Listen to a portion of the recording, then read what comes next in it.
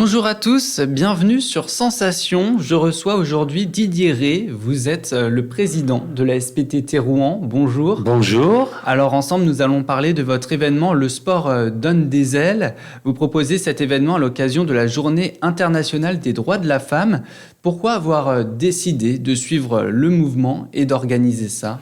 Écoutez, effectivement, autour du 8 mars, donc Journée internationale des droits des femmes, la Fédération des ASPTT, il y a maintenant une dizaine d'années, en 2014, d'où le fait qu'on fête cette année ce 10e anniversaire, a décidé d'offrir via les clubs ASPTT un bouquet de services gratuits sur un week-end qui permet à des femmes parfois éloignées de la pratique sportive pour des raisons sociales, des raisons financières, des raisons parfois même religieuses, d'accéder au sport. Et donc, le sport donne des ailes, c'est du 16 au 19 mars, vous l'avez dit. Quel est l'objectif derrière un tel événement ? Est-ce que c'est de montrer tout simplement que les femmes, elles ont leur place dans ce milieu ? Bien sûr, les femmes ont leur place dans la pratique du sport, comme tout un chacun. Et ce week-end, il est fait évidemment pour faire découvrir le sport, les vertus du sport. Il y a un événement sous-jacent et une logique sous-jacente à cela, c'est tout simplement les bienfaits du sport. Pour la santé, pour le moral, donc ça concerne tout le monde, et notamment les femmes, bien évidemment. Et ça concerne tout le monde, vous l'avez dit, cet événement, il a lieu à la fois en France, mais également sur les territoires d'outre-mer. C'est important de voir une telle mobilisation pour le sport féminin. Bien sûr, plusieurs dizaines d'ASPTT. Il faut rappeler que le mouvement ASPTT, c'est 200 000 adhérents au plan national, c'est plus de 200 clubs répartis sur le territoire, sur tout le territoire, y compris donc dans les territoires d'outre-mer, et voir plusieurs dizaines d'ASPTT mobilisés entre le 4 et le 19 mars autour de cela, eh bien, ça montre la puissance du mouvement et la volonté véritablement de rendre accessible le sport aux femmes. Et donc vous avez évoqué les dates, donc c'est entre le 4 et le 19 mars. Ça veut dire que chaque SPTT a choisi son créneau et sa durée. Voilà, le week-end et sa durée possible. Certains vont travailler sur une journée. Nous, ici, on est à Rouen, le berceau du sport donne des ailes. C'est la première SPTT en France qui avait lancé ce mouvement en 2014 avec 200 femmes qui avaient rallié la première édition. Cette année, j'espère que l'on franchira la barre des 2000 et pourquoi pas 2023 femmes. Ça serait symbolique en effet. L'an dernier, on a pu retrouver un panel d'activités. Il y en avait en tout 80, parmi lesquels des sports artistiques, des sports de combat, mais également des sports de précision. Qu'est-ce que l'on pourra retrouver cette année ? On pourra retrouver effectivement la même chose que l'année dernière, mais même plus, je dirais, pour une bonne et simple raison, c'est que l'édition 2023 s'étale sur 4 jours. Donc on va atteindre cette fois-ci des publics encore supplémentaires. J'en veux pour preuve le jeudi, où le jeudi matin, on aura un plateau qui sera réservé aux femmes seniors, de 60 ans et plus. On va leur offrir donc sur le stade Saint-Exupéry un bouquet d'activités. Ça sera au tour des étudiantes, le jeudi après-midi, de prendre aussi le relais dans le cadre de challenge, notamment. Le vendredi, ce sera une journée consacrée au sport handicap, consacrée donc à des structures collectives qui accueillent des femmes sous handicap. Et là aussi, on va leur proposer du sport adapté. Le samedi matin, ça sera du sport santé, du sport sur ordonnance. Le samedi après-midi, c'est là le berceau même, le cœur du réacteur du sport donne des ailes. Plus de 80 activités, vous l'avez dit tout à l'heure, proposées sur toute la ville, dans tous les quartiers et en partenariat avec une trentaine d'autres clubs. Et puis le dimanche matin, le samedi soir même, on aura un rendez-vous au Kind Arena avec une séquence Dance in Fluo, puis un spectacle de danse du conservatoire, avant que le dimanche matin, on ne termine ce week-end festif avec toute la famille. Les hommes, les maris auront rejoint les femmes, les enfants, les grands-parents, pour aussi participer à des randonnées et donc clôturer véritablement ces 4 jours. Donc, hormis le dimanche, c'est un événement qui est exclusivement réservé aux femmes ? Alors, c'est un événement effectivement exclusivement réservé aux femmes à partir de 13 ans.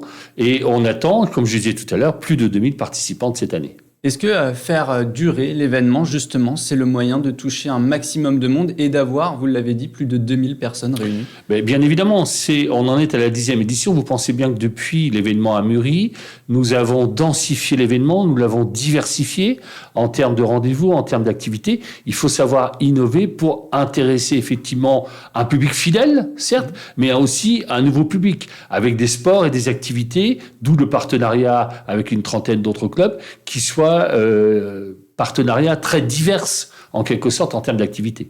Et donc, vous l'aviez évoqué un peu plus tôt dans l'interview, toutes les nouveautés qui vont arriver pour cette édition. Vous avez évoqué la soirée Dancing Fluo. Elle fait son retour après 3 ans d'absence. Pourquoi avoir décidé de la remettre au programme? Parce que c'était un rendez-vous, je dirais, un petit peu prisé, bien évidemment. La période Covid ne nous a pas permis, vous le savez, de faire des rassemblements de l'espèce. La dernière édition, en 2019, nous avait permis de rassembler plus de 800 femmes le samedi soir sur ce type de rendez-vous. Donc voilà pourquoi au Kind Arena, on a le retour du Dance in Fluo et du spectacle conservatoire qui sont particulièrement prisés et qui viennent ponctuer une journée de samedi particulièrement dense.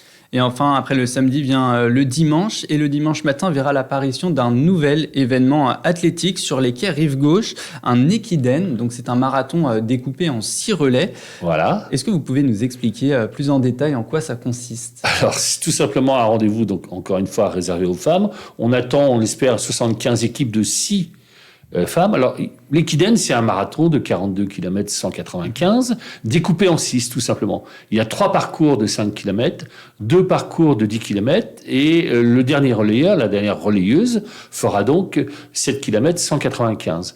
Et voilà, encore une fois, l'accessibilité, vous l'aurez compris, l'Ekiden, au-delà effectivement de la distance, c'est un relais, donc c'est quelque part accessible. Courir 5 km, courir 10 km ou courir 7 km 195 n'exige pas un entraînement forcené. Donc voilà aussi pourquoi on a créé ce premier rendez-vous qui est aussi une nouveauté de l'édition 2023, un Ekiden féminin qui vient ponctuer cet événement et qui va être pour le coup le premier Ekiden de Rouen. Puis on l'a dit, le principal c'est évidemment de participer.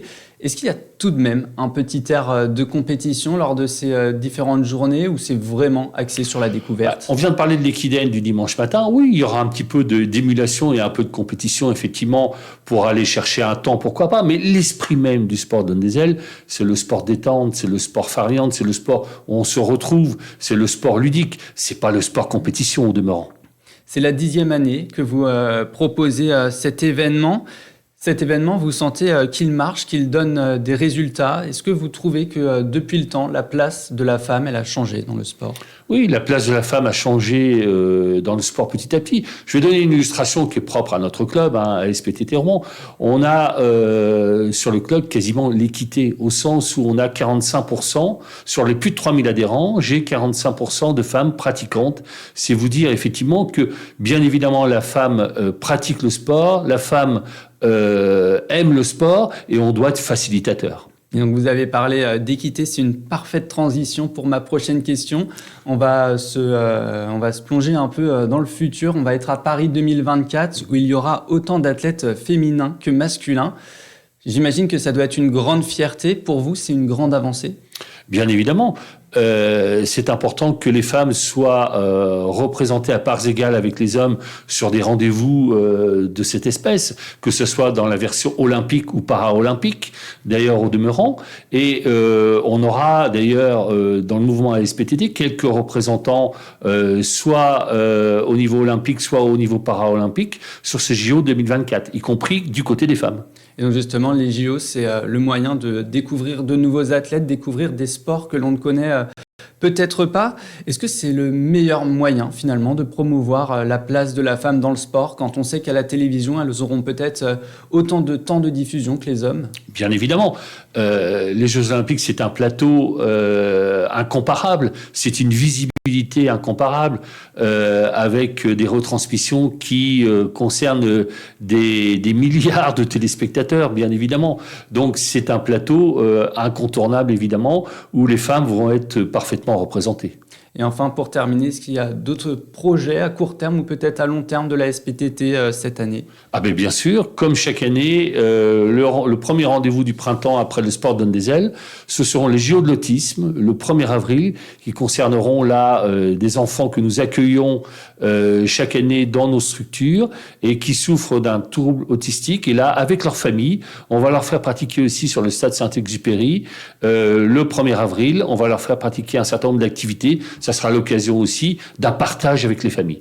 Voilà un autre rendez-vous très proche. Merci beaucoup Didier Ré d'avoir été avec nous sur Sensation. Je rappelle donc que vous êtes le président de l'ASPTT Rouen et que vous organisez du 16 au 19 mars l'événement Le Sport donne des ailes. Et pour revoir ou réécouter cette émission, vous pouvez vous rendre sur le site internet ou application Radio Sensation.